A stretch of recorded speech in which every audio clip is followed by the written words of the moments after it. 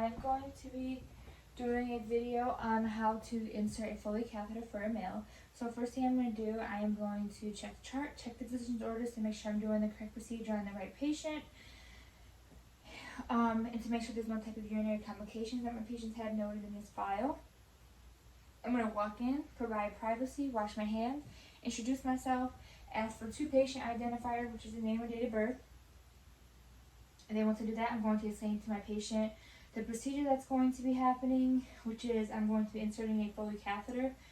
And if he has any questions, I'll answer them to my best ability. Once I do that, I can now prep my patient. So I'm going to make sure that the bed is at waist level for me, so I'm not hunched over during the procedure. I'm going to make sure the rails are down on the side that I'm standing on, and on the opposite side the rails are up. And then I'm going to lay the head of the bed of my patient down, uncovering the penis area, covering the upper and lower half of my patient's body with a warm blanket.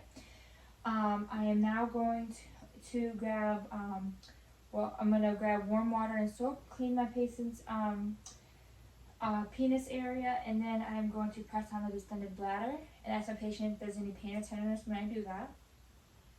Once I do that, I can now begin my procedure. So I am going to open my kit, making this into my garbage bag. I'm going to set that right there. Alright, and now I am going to open my kit, being mindful that there is a 1-inch border.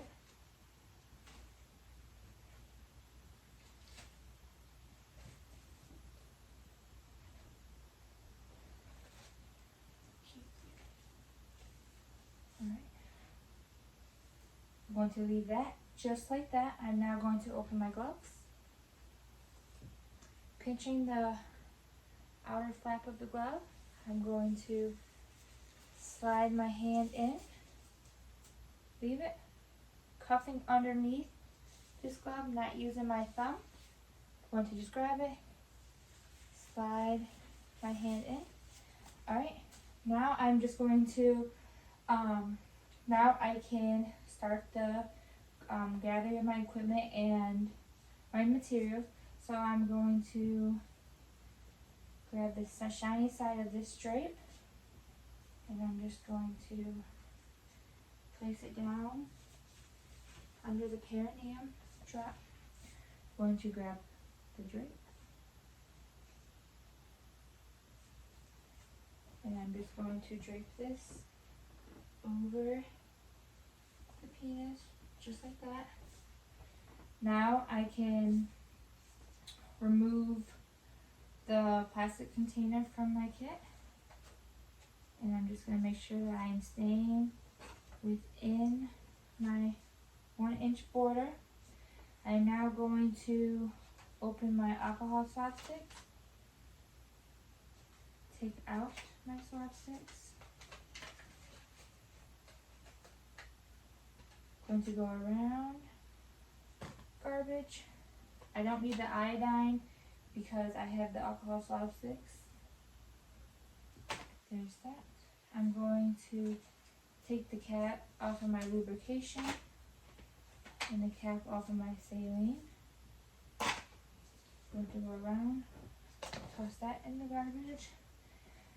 I'm going to take out my catheter,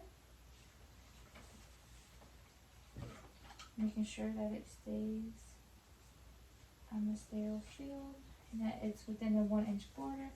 I'm going to grab the garbage. Alright, there we go. I am now going to, I'm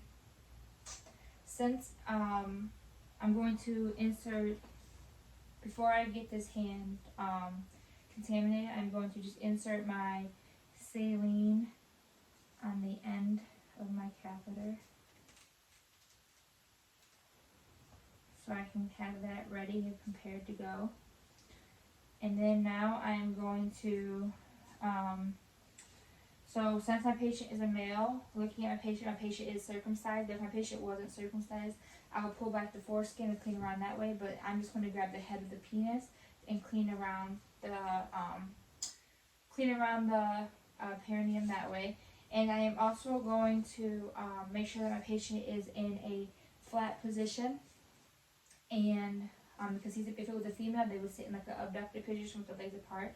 But since this is a male, that's how I would do this, is have the legs flat. So now I am just going to grab my patient's head of the penis.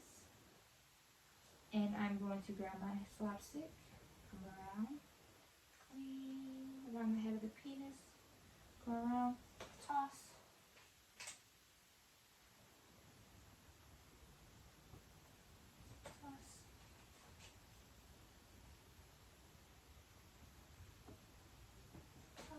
Alright, and now I'm just going to let my patient know there's going to be a little pressure, discomfort, and a little pain, but if it becomes too discomforting or too painful or too much pressure, to let me know.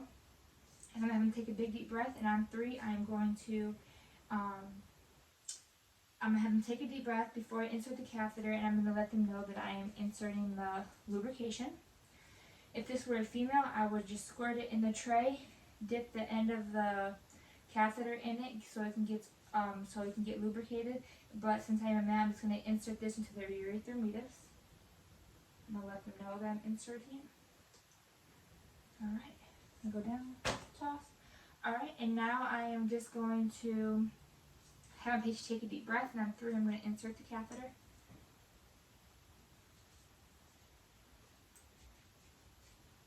Alright. On 3 I'm going to insert. 1, 2, 3.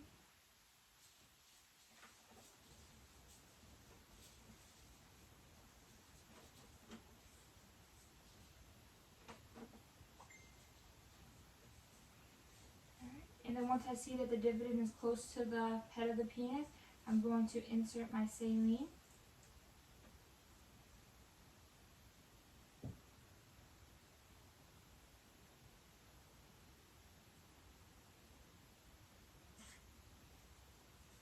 I'm going to disconnect the saline.